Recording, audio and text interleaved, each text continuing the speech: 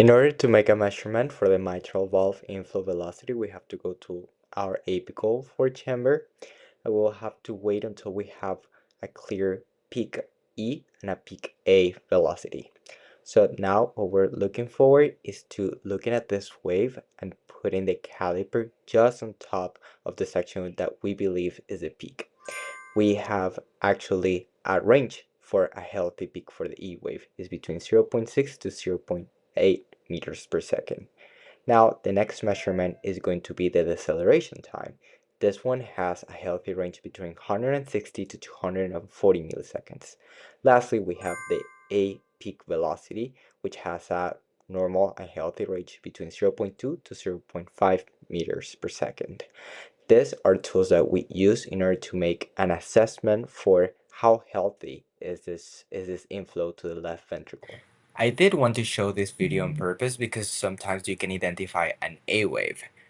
This is really different than having AFib, that is one of the most common pathologies where we have a different mitral valve inflow.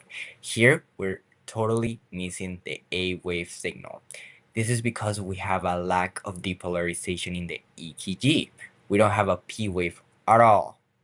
So the problem here is just being able to identify it. Now, another abnormality in the mitral valve inflow is whenever we have severe stenosis, the pattern changes.